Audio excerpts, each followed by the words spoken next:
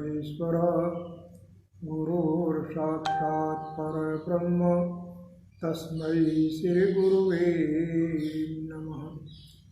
अखण्डमण्डलाकारं व्याप्तं चराचरं तत्पदं दर्शितं येन तस्मै श्रीगुरुवे नमः।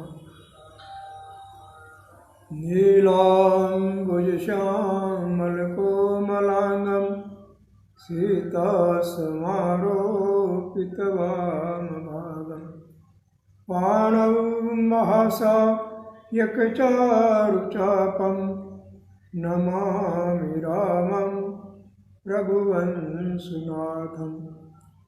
कर्पूरगौरं करुणावतारं संसारसारं भुजगेन्द्रहारं सदा वसन्तं हृदयारविन्दे भवं भवानी सहितं नमामि।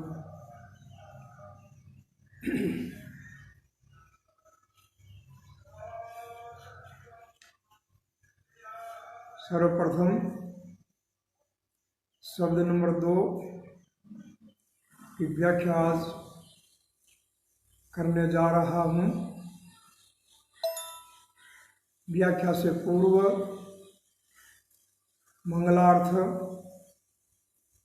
प्रथम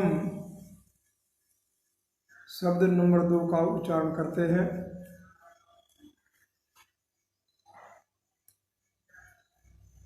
शब्द नंबर 2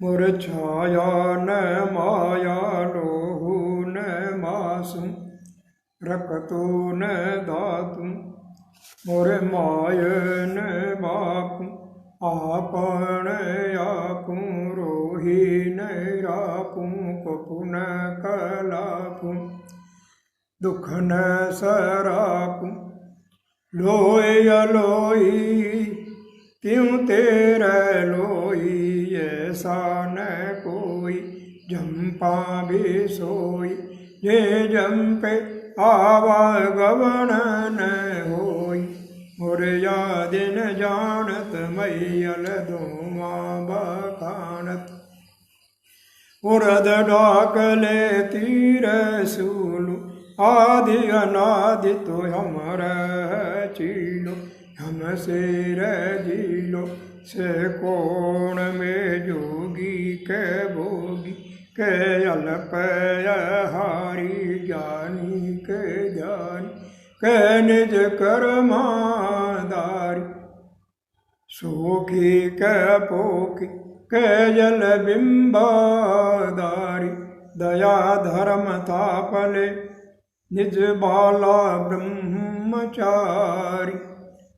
बोली गुरु जम्बेश्वर भगवान की जय। श्रीमन्नारायण नारायण नारायण भजमन नारायण नारायण नारायण श्री हरि नारायण नारायण नारायण।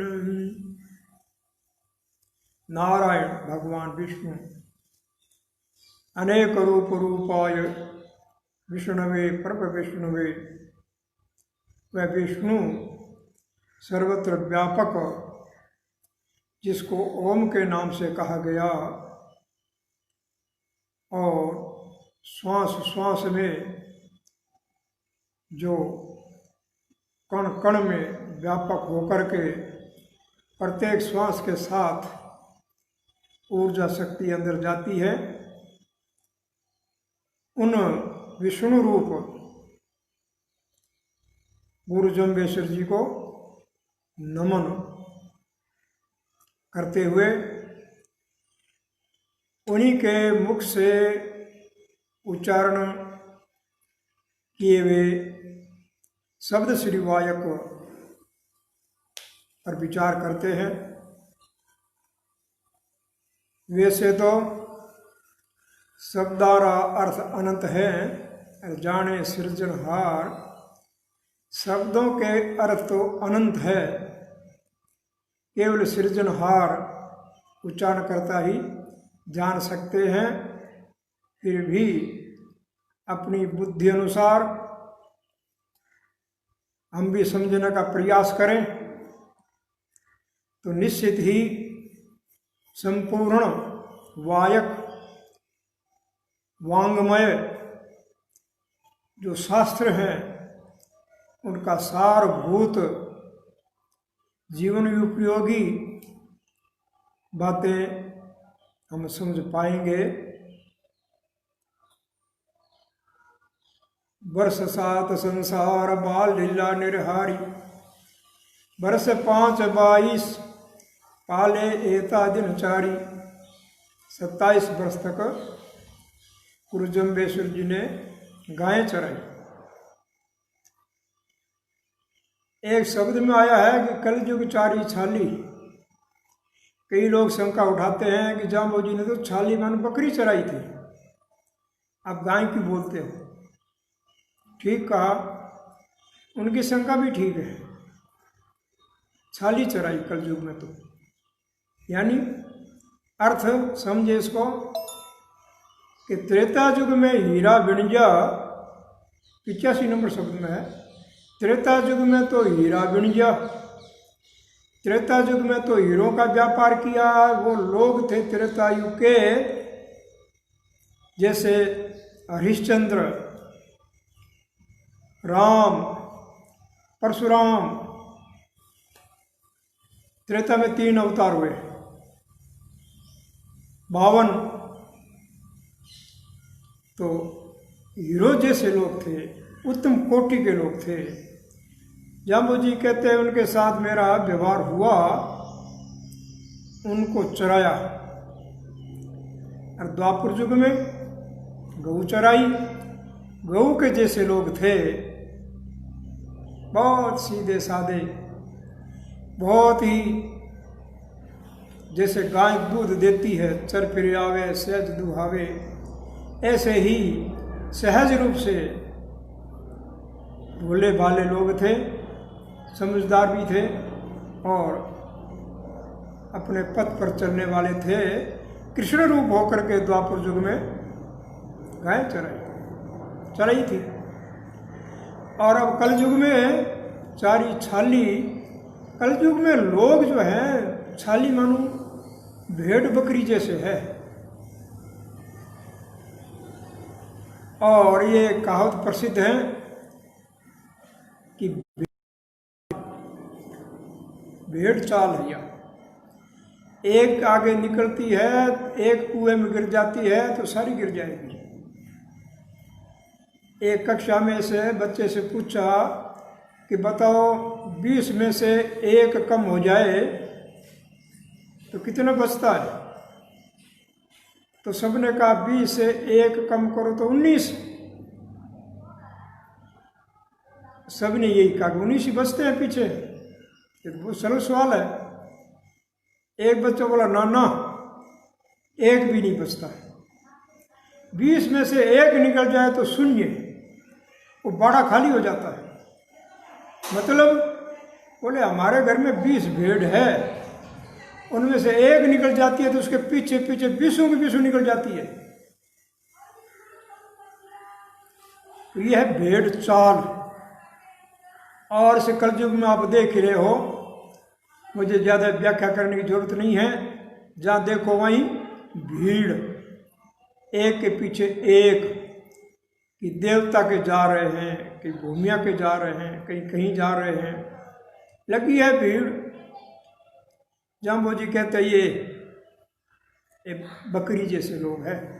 चलो, तो गाय चराते थे और उसमें सभी पशु थे।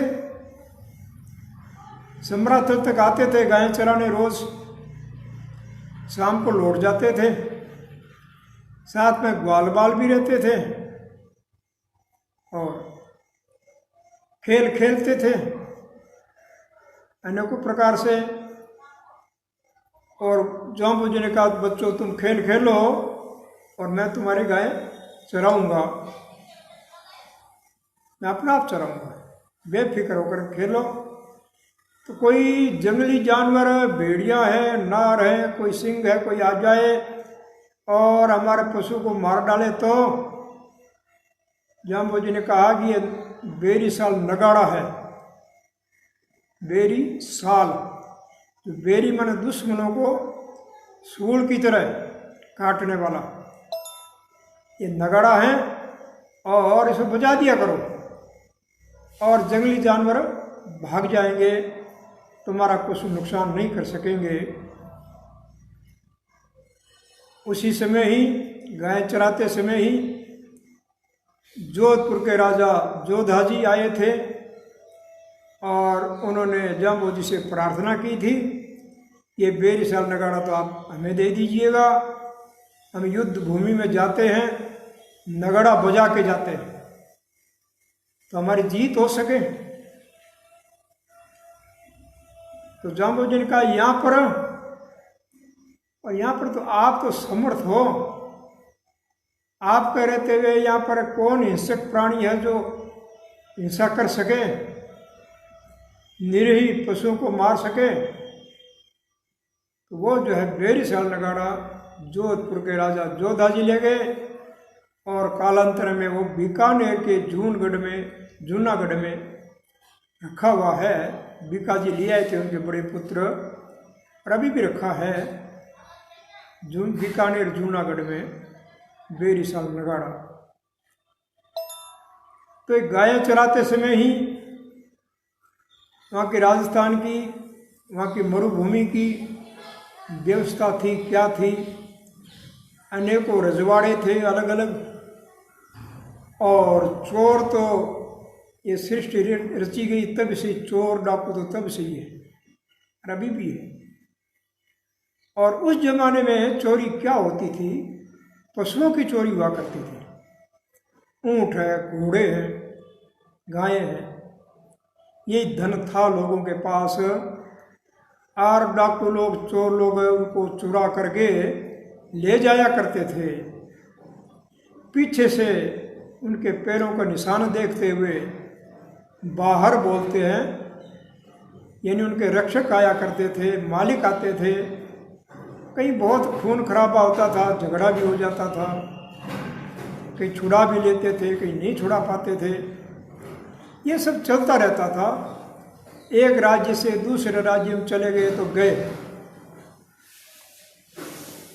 जैसे आजकल एक देश से दूसरे देश में चला गया कोई तो गया, फिर जोर नहीं चलता। तो समराथल के पास ही होकर के और डाकू लोग ऊँटों को, घोड़ों को, गायों को हाँक करके जबरदस्ती लेके जा रहे थे। तो वहाँ पर ग्वाल बाल कहने लगे, हे जम्बेश्वर देव जी, आप तो समर्थ हो, हमने देखी आपकी शक्ति देखी है, और यहाँ से पशु धन को चोर ले जा रहे हैं। अब जबरदस्ती करोगे किसी के साथ तो पशु तो रोएगा, चिल्लाएगा, छुड़ाने के प्रयत्न करेगा, दुखी होगा, भूखा होगा, प्यासा होगा, कितनी जो है अनर्थ हो जाएगा। तो आप कृपा करो और छुड़ा दो। हमें दया आती है, हम पशुपालक हैं, जब हमारा पशु दुखी होता है तो हम भी दुखी हो जाते हैं। गुरुदेव ने कहा कि तुम ऐसा करो, अपनी अपनी लठियाँ उठाओ और उनका पीछा करो। बालक कहने लगे, हम तो बहुत थोड़े से हैं, वहाँ तो आगे उनके पास तलवारें होगी, हमारे पास तो लठियाँ ही है। बोले वह लड़ाई करने की जरूरत नहीं है, तुम केवल जो है हलकारा मारो, आवाज़ मारो, अब पीछे चलो, और वो छोड़ के भाग जाएंगे। बोले हम तो बहुत थोड़े से हैं। जाम्बो जी ने कहा, थोड़ा कुछ नहीं होता है, हिम्मत होती है। संगे शक्ति कलियुगे, संग में शक्ति होती है। एकत्रित रहो और एकत्रित रह करके सामना करो तो निश्चित ही तुम्हें सफलता मिलेगी। ऐसा ही किया और चोर लोग तो भाग गए और पशुओं को वहाँ समराथल ले आए। पीछे से जिसको बोलते वाहर, मानो उनको छुड़ाने के लिए जोधपुर के राजा जोधा के भाई थे कान्हा और उनका पुत्र था उदा, और उनका दूसरा पुत्र था बीदा, उदा और बीदा, और उनके पास सैनिक भी थे। उन्होंने देखा पशु यहाँ विचरण कर रहे हैं तो वहाँ आ गए और आकर के देखा, शांति हुई और जांबू जी के पास आ गए। आकर के ध्यान से देखा, परिक्रमा की, चारों तरफ घूमे, देखा, बच्चों से पूछा ये किसने छुड़ाया। उन ग्वाल बालों ने कहा कि ये तो जांबू जी ने छुड़ाया है। अच्छा, वार्तालाप करते हैं, बैठते हैं, और उन्होंने जांबू जी के दर्शन किए और कहने लगे, उधरण का नावत यूं कहो, देव जी किसो आचार, पेट पीठ दी से नहीं, ताका करो विचार। उधरण का नावत यूं कहो, कान्हा जी का पुत्र उदय जी ने यूं कहा, देव जी किसो आचार, ये क्या आचरण है आपका, क्या रहन सहन है। हमने देखा, चारों तरफ घूम के देखा है, पेट पीठ दिसे नहीं, न तो आपका पेट दिखाई देता न पीठ दिखाई देती है। ताका करो विचार, इसी पर विचार करो। आज की ये जो शब्द है, शब्द नंबर 2, इसी पर विचार है। पीठ नहीं दिखाई दी और शरीर में बैठे थे, छाया नहीं दिखाई दी, और चारों तरफ मुख दिखाई दिया। चौदिस पर से और पेट पीठ नहीं सन्मुख दर्शे, सन्मुख पेट पीठ दिखाई नहीं दी। और कोट ब्रह्मानंद जी ने भी लिखी आरती, और अर्जस में भी है कि ज्योति स्वरूपी आप निरंजन, कोई एक जानत भेव। जांबू जी स्वयं ज्योति स्वरूपी है, ज्योति स्वरूप है, निरंजन है। अंजन मनो छाया, माया की छाया नहीं है। कोई एक जानत भेव, कोई एक भेद जान सकता है। आपको बता दें कि ब्रह्मानंद जी स्वामी दयानंद जी सरस्वती के सहपाठी थे, और कांट में, उत्तर प्रदेश के कांट में उस पीठ के वो महंत थे और पढ़े लिखे विद्वान थे संस्कृत के।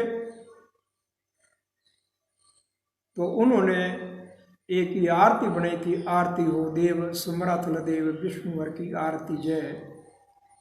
तो उन्होंने अध्ययन किया, अनुभूति की, और फिर ये लिखा कि मैं सब देख रहा हूँ अनुभूति के द्वारा कि ज्योति स्वरूपी जांबू जी स्वयं ज्योति स्वरूप है, निरंजन है, माया और माया की छाया से रहित।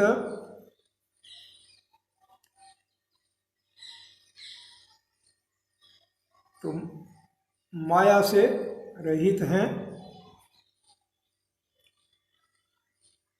तो कहा गया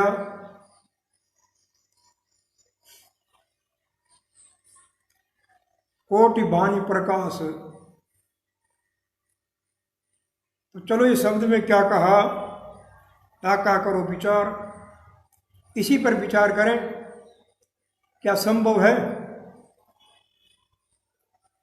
जाम्बोजी ने कहा कि मोरे छाया न माया, मेरे शरीर में छाया नहीं है और माया भी नहीं है।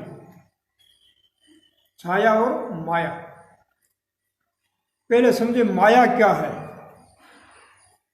प्रकृति को माया कहते हैं, और प्रकृति क्या है उसको समझे पहले। भूमि रापो नलो वायु खम मनो बुधिरेव च अहंकार इतिये में भिन्ना प्रकृति अष्टधा। 8 तत्वों से मिल करके प्रकृति बनती है। इसमें 5 तो महाभूत हैं, आकाश वायु तेज जल और धरणी 5, और 3 है मन और बुद्धि अहंकार 8। ये गीता कहती 8 तत्वों से मिलके प्रकृति बनती है। और प्रकृति क्रियमाणानि गुण कर्माणि सर्वशः, प्रकृति ही सारे कार्य करती है। तो ये जाम्बोजी ने कहा ये माया, ये प्रकृति मेरे में नहीं है, और प्रकृति की ही छाया होती है। प्रकृति की ही हमारे अंदर छाया है। छाया का मतलब अंधकार है। सभी प्रकृति के वशीभूत है, माया के वशीभूत हैं, और उस माया की छाया हमारे पर है। और छाया होने से हम विवेक नहीं कर पाते, सत्य और असत्य का निर्णय नहीं कर पाते। ये समस्या है। गुरु जाम्बोजी कहते मेरे में नहीं है। भगवान कृष्ण ने अर्जुन को कहा 4थे अध्याय में कि आप कहते होगी मैं आता हूं, जन्म लेकर के आता हूं और बार बार आता हूं, आवश्यकता हो तब आता हूं। तो क्या जैसे दूसरे लोग आते हैं जन्म लेकर के, वैसे ही आप जन्म लेते हो? प्रकृति के अनुसार जन्मते हो, या और कोई तरीका आपका? भगवान कृष्ण ने कहा सुनो, प्रकृति स्वामधिष्ठाय संभवामि आत्ममायया, अपनी प्रकृति को अपने वश में करके संभवामि आत्म माया, अपनी माया से संभवामि, अपनी ही माया से मैं प्रकट हो जाता हूँ, उत्पन्न हो जाता हूँ। वो मेरी मर्जी में क्या रूप बनाता हूँ, कैसे बनाता हूँ, मैं प्रकृति के अधीन नहीं हूँ। और सारा संसार प्रकृति के अधीन है। लोग कहते कि ये तो प्रकृति से तो ऐसा संभव नहीं है। हाँ, नहीं है, प्रकृति से संभव नहीं है। प्रकृति तो एक नियम है, और नियम से बाहर कुछ नहीं होता। प्रकृति नियम है। लेकिन भगवान कृष्ण कह गए हैं कि मैं आता हूं तो अपनी प्रकृति को बस में करके जैसा चाहूं वैसा रूप बना लेता हूं, ये कहा। अब हम विचार करें कि जाम्बोजी का क्या रूप था। कृष्ण ही आए हैं, निश्चित है। तो कोई मोरे माया न छाया, माया और छाया नहीं है। न तो माया के मैं पराधीन हूँ, और न ही माया की कोई मेरे पास छाया ही है। माया न छाया, ठीक है, छाया नहीं होती। ऐसा कहा गया है कि देवताओं की छाया नहीं होती। और जाम्बोजी का क्या रूप था? सुर नर तणो संदेशो वायो सांबलियो रे जाको, सुर नर तणो संदेशो वायो, सुर नर, सुर और नर। सुर मन देवता, नर मन मनुष्य, दोनों का मिला हुआ अर्धम अर्धम, अर्धम देवता और अर्धम मनुष्य, आधे आधे। मिला हुआ रूप है। मनुष्य का और देवताओं का मिला जुला रूप है सुर नर। कई जगह शब्द वाणी में सुर नर शब्द आया है, ये मैं संदेशा लेकर के आया हूँ। सुर नर तो संदेशा है ये लोगों संभल जाओ। तो जाम्बो जी के दो रूप कैसे हुए? 5 तत्व हैं और मन बुद्धि अहंकार हैं, 8 बताया मैंने। तो पृथ्वी जल और ये 2 रूप तो है स्थूल रूप, पृथ्वी जल है स्थूल रूप, इनकी छाया होती है। और 3 है तेज। तेज में तो छाया होती ही नहीं। तेज मानो दीपक है, दीपक की छाया थोड़ी होती है, वो तो विरोधी है उसका, छाया को भगा देगा। और वायु, वायु के भी कोई छाया नहीं होती, और आकाश में तो छाया है ही नहीं। 3 रूप जो है इसमें छाया नहीं है, और पृथ्वी जल 2 में छाया है। जाम्बो जी महाराज कहते हैं कि मैं जो है 3 रूप मेरा है, ये पृथ्वी और जल रूप से मैं नहीं हूं। और 3 है तेज, वायु और आकाश, ये रूप है मेरा।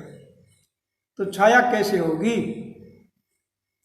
ये सुर नर, सुर और नर का रूप है मिला हुआ। तब कहा कि मोरे छाया न माया। देवताओं की छाया नहीं होती, ये बात प्रसिद्ध है। महाभारत में एक उदाहरण आता है नल दमयंती की कथा में।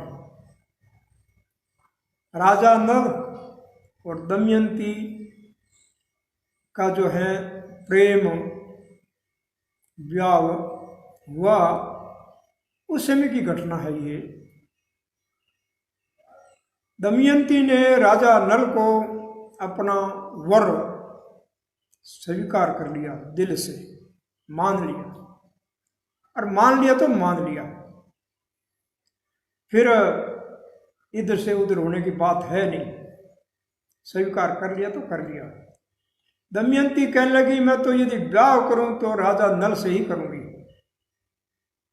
ये स्त्री की इच्छा होती है, उसी पर सारा खेल चलता है। स्त्री से जबरदस्ती नहीं कर सकते, पुरुष कुछ भी नहीं है, पसंद स्त्री की होती है, और वो स्वीकार कर लेती है तो जिंदगी भर फिर वो छोड़ नहीं सकती। कितनी विपत्ति आए, कितने कष्ट आए। तो इसी प्रकार से जब स्वयंवर रचा गया, और स्वयंवर में राजा लोग भी आए और देवताओं को पता लगा, वो भी आ गए। दमयंती से विवाह करना है तो चलो स्वयंवर में। अब दमयंती किसको चुनेगी, किसके गले में माला पड़ेगी, वो उसकी मर्जी है।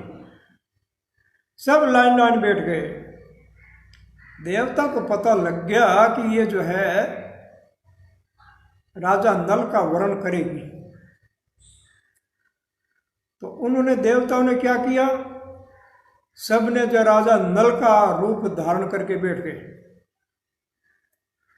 रूप बना लिया नल का। दमयंती आई, माला लेकर के देखा नल राजा तो एक ही है, लेकिन ये तो बहुत सारे बैठे हैं, इनमें कौन सा असली और कौन सा नकली, किसके गले में माला डालूं, भ्रमित हो गई।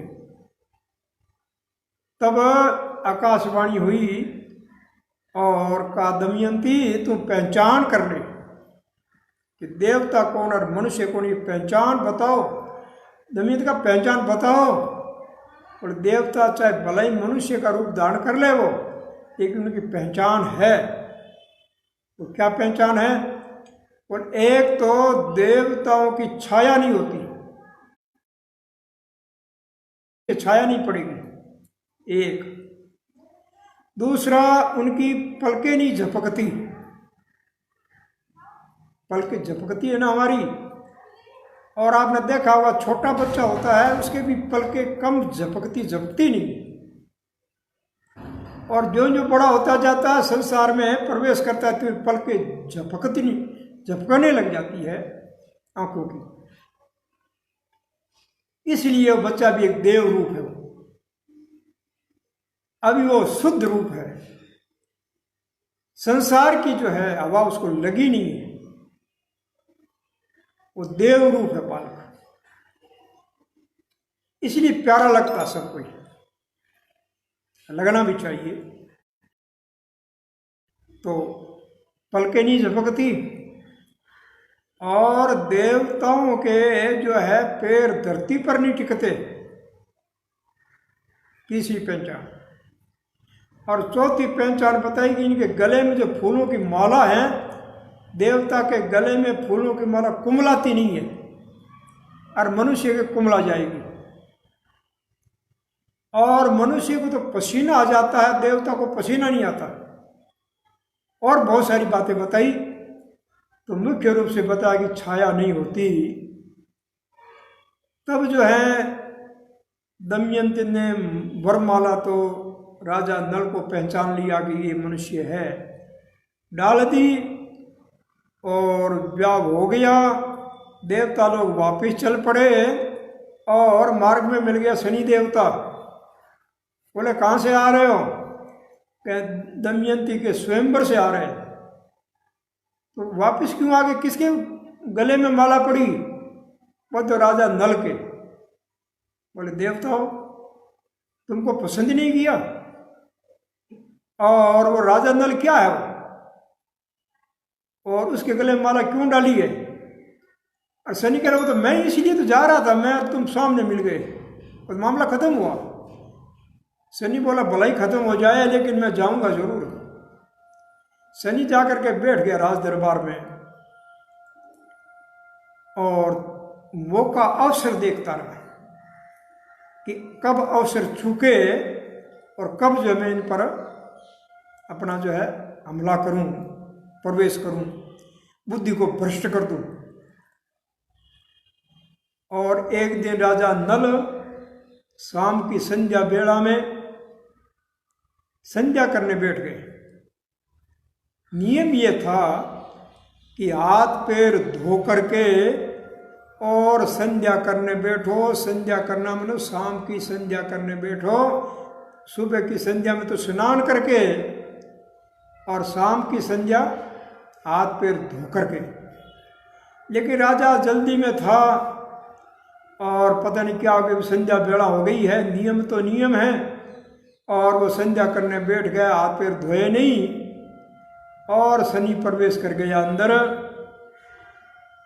तब राजा जो है बुद्धि भ्रष्ट हो गई, तो अपने भाई पुष्कर को बुलाया, जुआ खेला, और जुए में राजा हारता गया, हारता ही गया, हारता ही गया। आखिरकार उनको वनवास मिल गया, और वन में चले गए नल दमयंती दोनों। तो इस प्रकार की जो है बहुत विचित्र कथा है ये। तो मेरे कहने का मतलब ये था कि गुरु महाराज कहते हैं मोरे छाया न माया, छाया नहीं है। मुकाम का मंदिर बन करके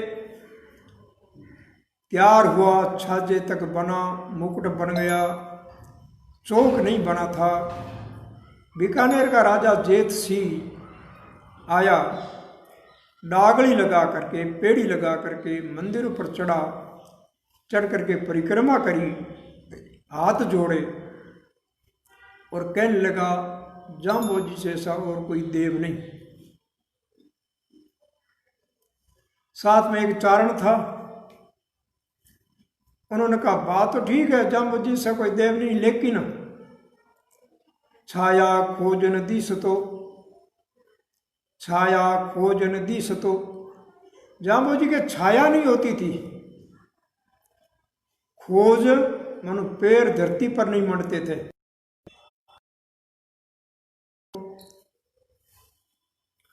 सो हो तो जिन रो कयो, जैसा वो कहते थे वही होता था। ठीक कहा, जो होता सो होता जिन्होंने कहो, जिन्होंने कहा जाम्बोजी ने वही होता था। किंतु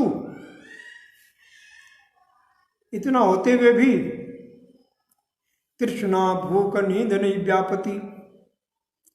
तृष्णा, भूख, तिस्र भूख और नींद नहीं व्यापती, उनको जरूरत नहीं थी। किंतु थारो जाम्बो हूं पण मर गयो। थारो जाम्बो हो लेकिन मर गए हो। तो अब क्या करोगे, मर गए।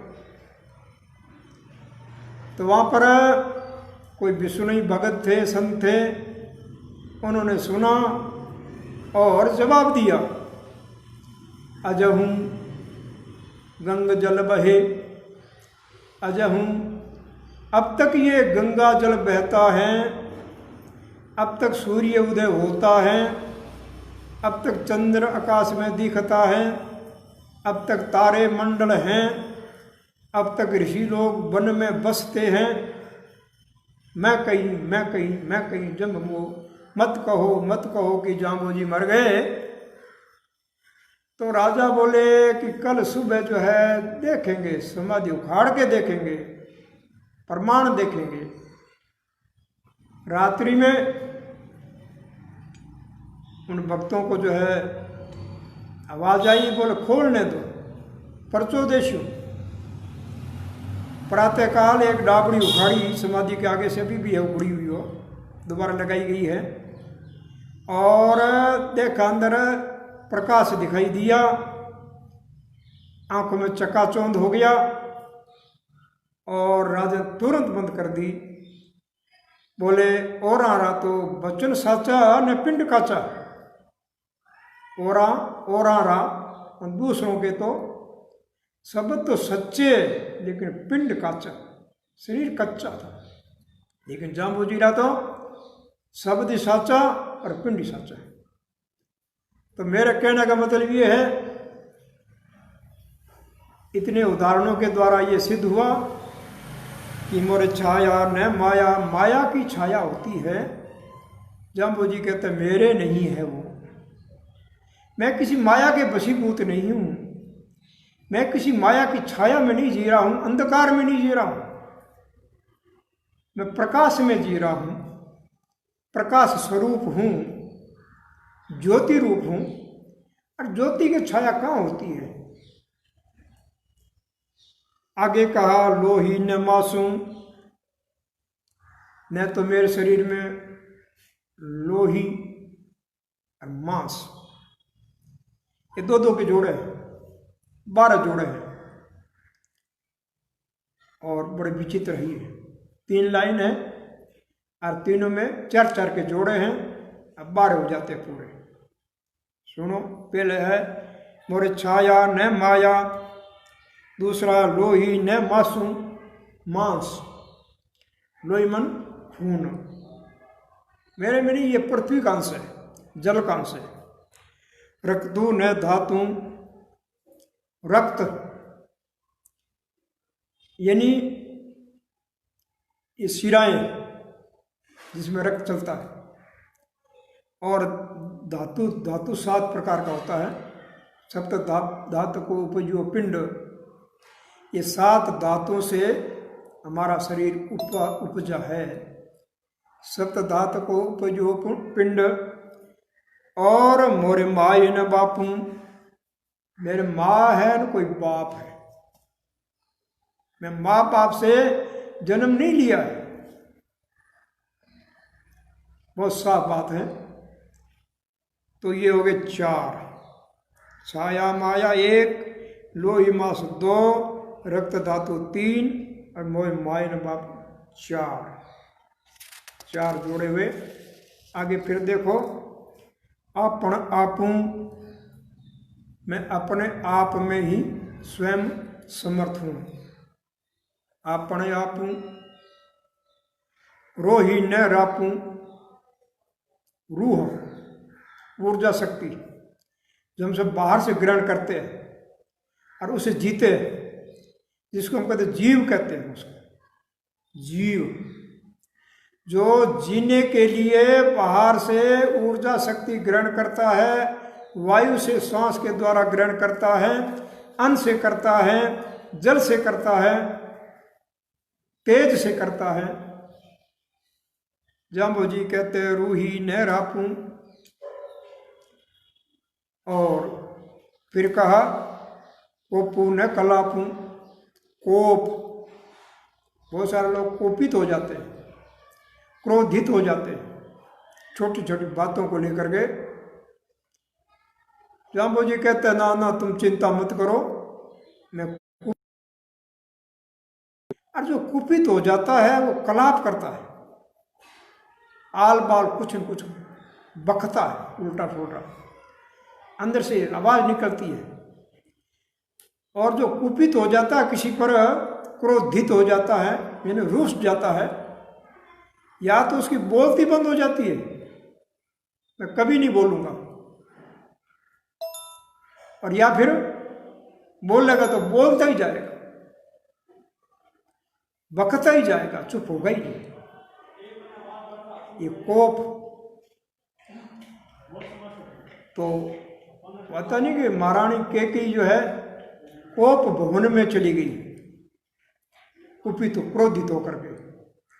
कोई मनाएगा तो मनाएगा, आएगी। एक कोई ऐसी जो है कोई बहू थी और वो कुपित हो गई, कोप कर लिया उन्होंने, रूस गई, और रूस के जाकर के अपने खेत में बैठ गई, बैठी रही। कोई लेने आएगा आएगा आएगा, कोई नहीं आया। भूख लग गई, धूप लगी, पर कोई आ तो नहीं रहा। ऊपर चढ़ चढ़ देखने लगी कोई आ रहा है क्या तेरे को बुलाने के लिए, मनाने के लिए, कोई नहीं आया। तो एक जो है भैंस का पाड़ा था झूठा, वो जा रहा था, अपना ही था, वो घर जा रहा था, उसने उसका पूंछ पकड़ लिया और पूंछ पकड़ के घर आ गई। घर के अंदर प्रवेश करने लगी तो कहने लगी रे ससुर जी का पाड़ा थे, माने क्यों ले जाओ माडा, माने थे जबरदस्ती क्यों ले जाओ ससुर जी का पाड़ा थे, मती ले जाओ माडा। अरे माडा तने कौन ले जावे, पूंछ छोड़ देनी, पूंछ तो छोड़े नहीं, और क्या मैंने जबरदस्ती ले जा रहे, मैं तो आनी नहीं चाहती थी। जाम्बो जी महाराज के कोपू न कलापूं और दुख न सरापूं।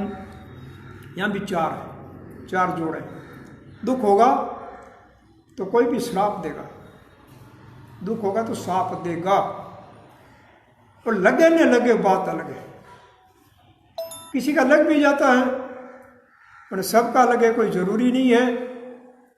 दुख होता है तो कोई अपने श्राप उसको, या तो उसका सामना कर लेते हैं, लड़ाई झगड़ा कर लिया और नहीं पहुंच है, लड़ाई करने पहुंच नहीं है, तो क्या करेगा वो, साप देगा, ऐसे अंदर से भावना पैदा करेगा, ये समाप्त हो जाए। गुरु महाराज कहते हैं कि मुझे न तो दुख होता है, दुख होता ही नहीं, अरे दुख नहीं होता तो मैं क्यों श्राप दूंगा किसी को। ये हो गए 8 जोड़े हो गए। तीसरी लाइन में चलो, लोई अलोई त्यों त्रिलोई, लोई अलोई, ये लोक और परलोक, ये 2 लोक है हमारे। यह लोक मृत्यु लोक जिसमें हम बसते हैं, और अलोई मतलब परलोक, एक जोड़ा ये हो गया। जाम्बो जी कहते हैं कि दोनों जगह, इलोक में और परलोक में भी, त्यों त्रिलोई और तीनों लोक,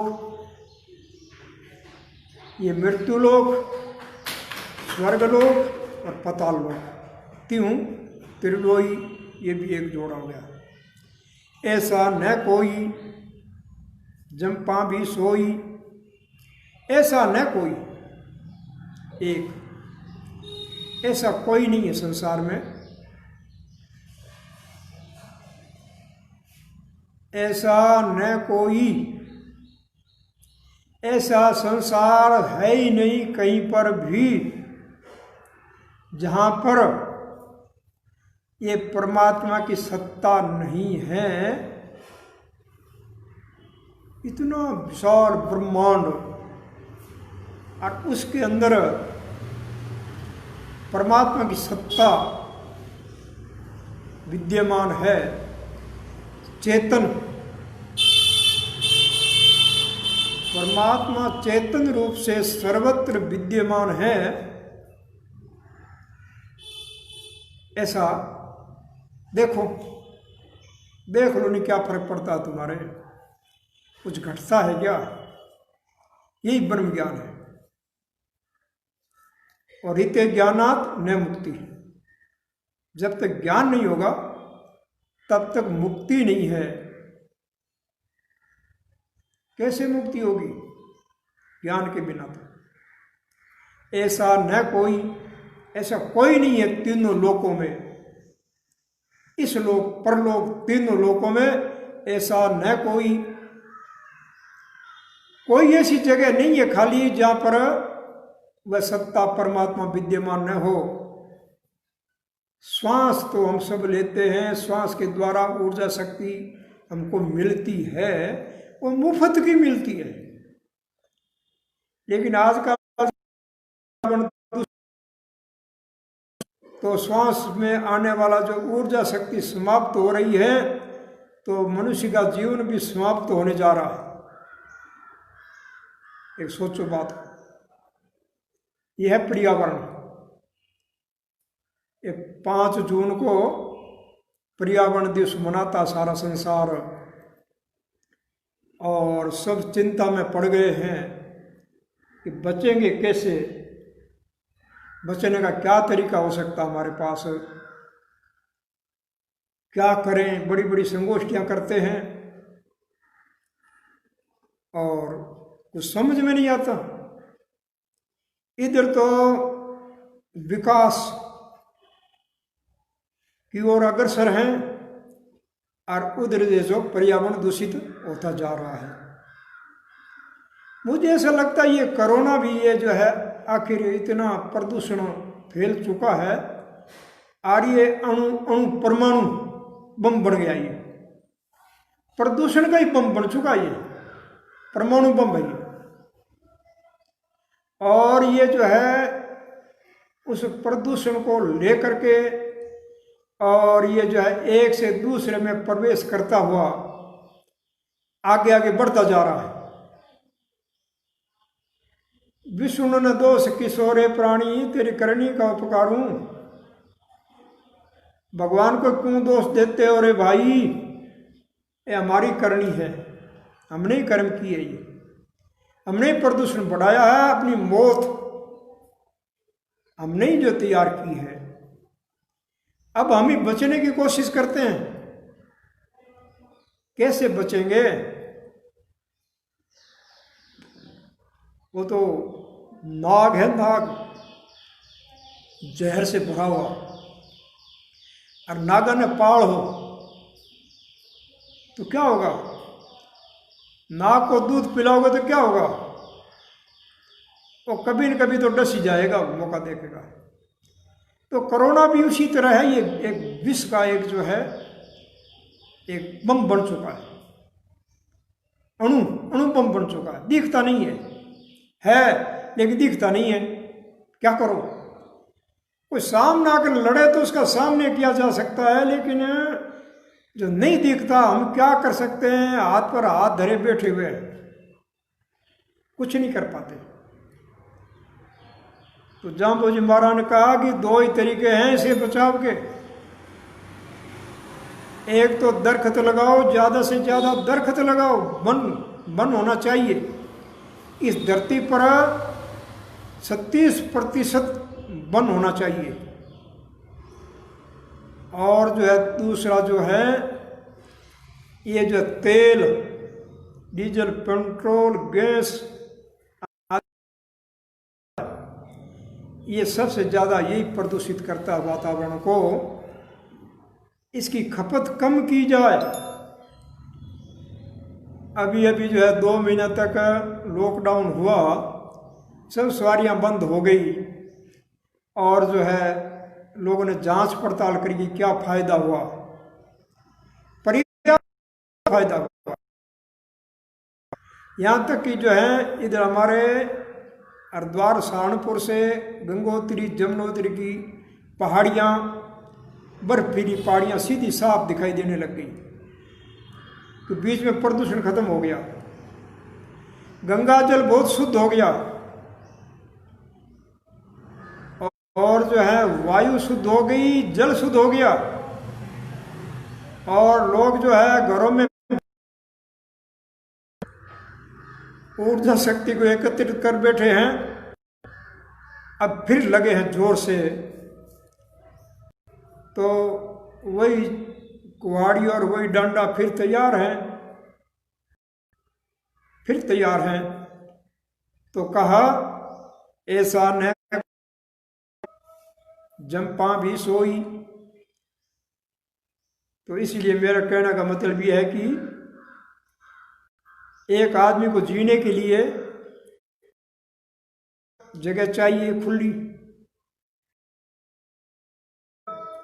जहाँ पर बैठ करके और वो जो है श्वास तो ले सके आराम से, और श्वास ही नहीं मिला तो फिर क्या मिलेगा, कैसे जिएंगे हम।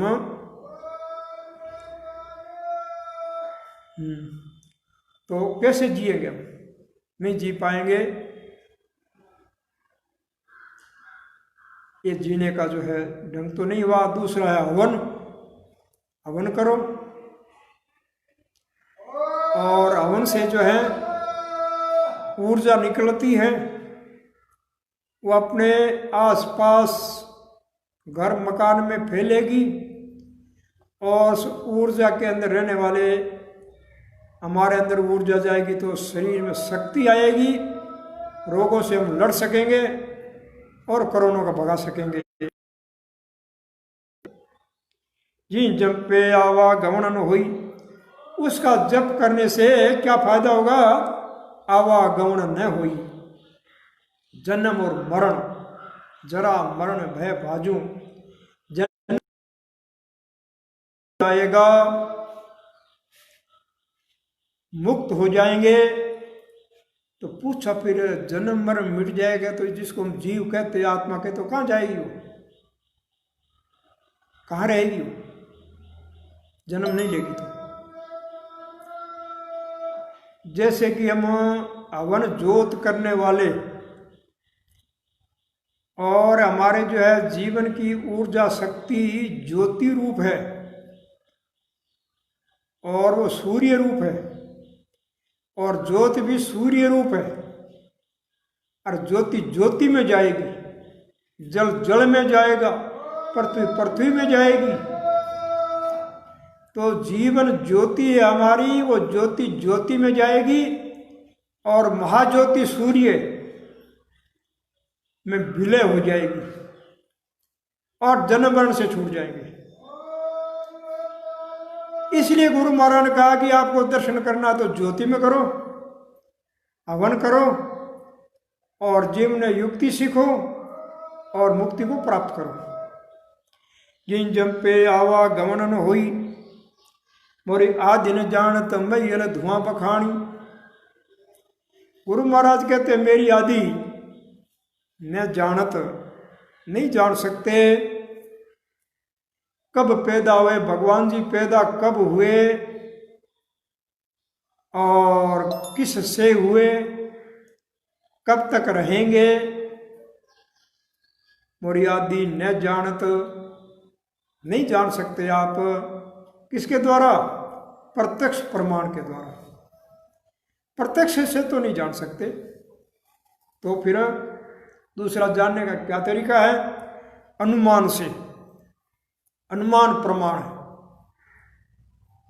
जैसे कहीं दूर धुआं दिखाई देता है तो उसको देख करके हम अनुमान कर लेते हैं कि जहाँ धुआं दिखाई दिया है वहाँ अग्नि जरूर है। अग्नि के बिना धुआं नहीं होगा, धुएं के बिना तो अग्नि हो सकती है, लेकिन धुआं एक चिन्ह है, एक संदेश है, वो निकलता है, तो उसको धुएं को देखते देखते जाएंगे तो वहाँ अग्नि मिलेगी।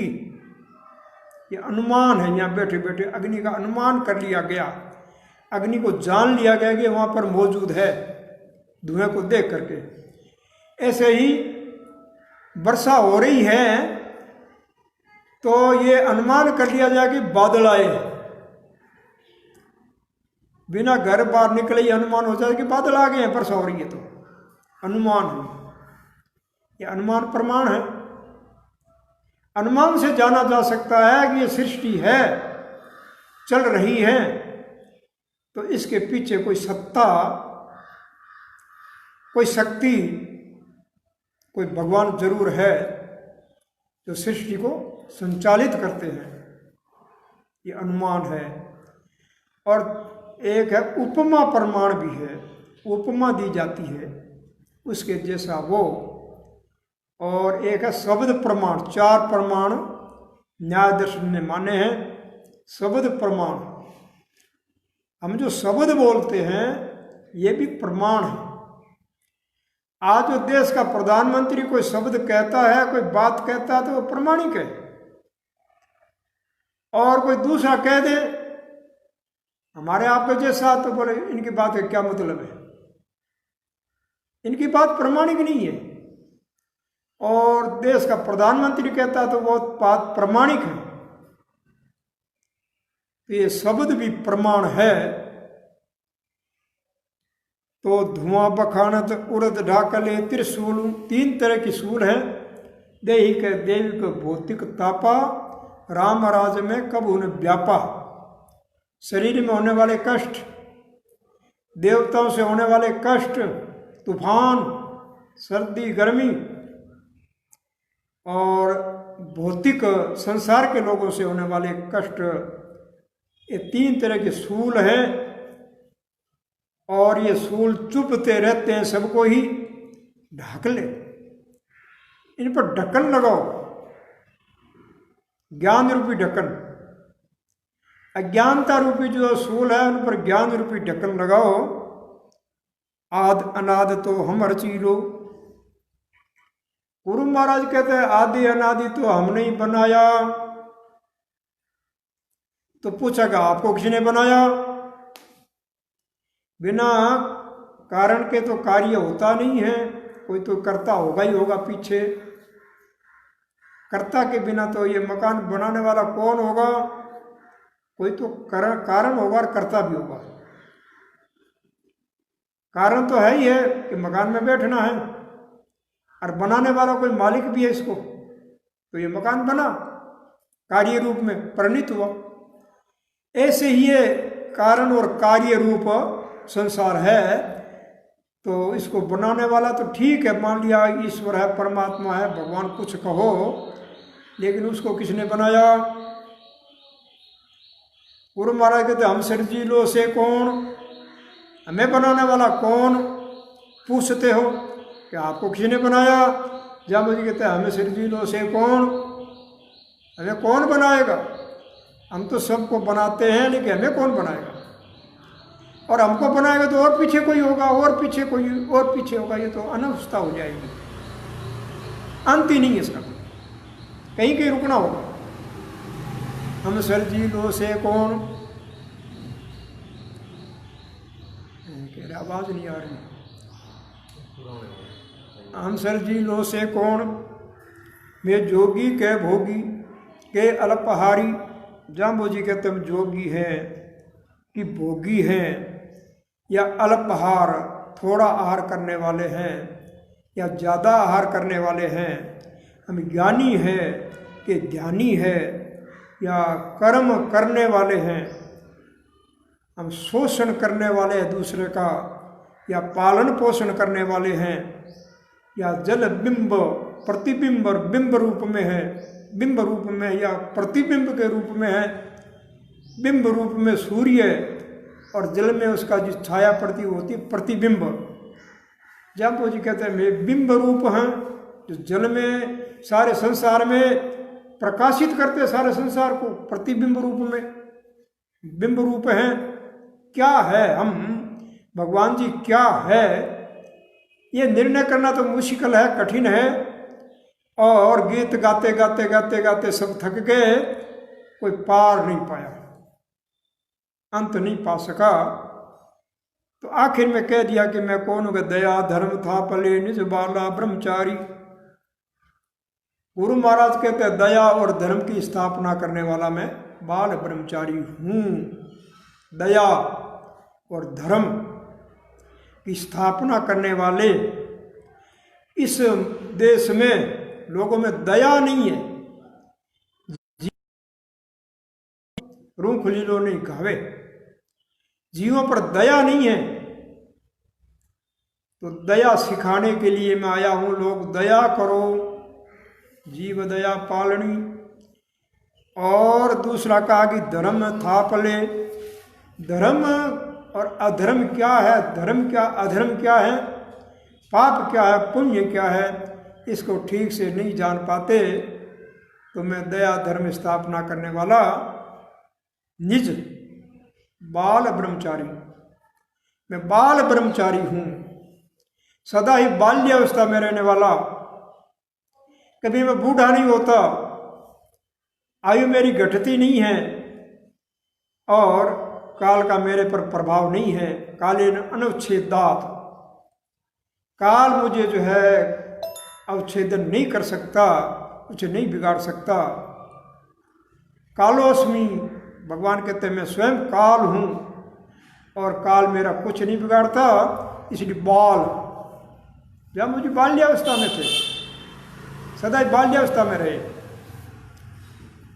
अब आप पूछोगे कि उनके तो दाढ़ी सफ़ेद कर दी होगी किसी ने, लेकिन थे बाल्य अवस्था में थे। बाल स्वयं का मैं बाल ब्रह्मचारी, कि मैं ब्रह्मचारी हूँ। चार होते हैं ब्रह्मचारी अवस्था, 25 साल तक की होती है। जाम्बू जी कहते हैं मैं तो बाल ब्रह्मचारी हूँ, सदा ही ब्रह्मचारी रहने वाला। आगे के जो है गृहस्थाश्रम, वानप्रस्थ और संन्यास, ये मेरे में नहीं है। और बाल ब्रह्म में विचरण करने वाला ब्रह्मचारी। ब्रह्मचारी किसे कहते हैं? जो ब्रह्म में विचरण करता है, उसकी दृष्टि ब्रह्ममय है, अर्थ ब्रह्म से ही वो शक्ति ग्रहण करते हैं। बाकी हमारी एका ज्योति, वो शक्ति ग्रहण करते हैं और बाल ब्रह्मचारी बने रहते हैं। ये जो है शब्द नंबर 2 में बहुत सारी बातें जिनका जो है खुलासा हुआ और अभी समय जो है पूर्ण हो चुका है। कल फिर इसी समय ही शब्द नंबर 3 आगे बढ़ेंगे और ये नित्य प्रति का कार्यक्रम चलता रहेगा ठीक 8:15 से 9:15 बजे तक। अवश्य ही श्रवण करें। धन्यवाद। मैं आचार्य कृष्णानंद।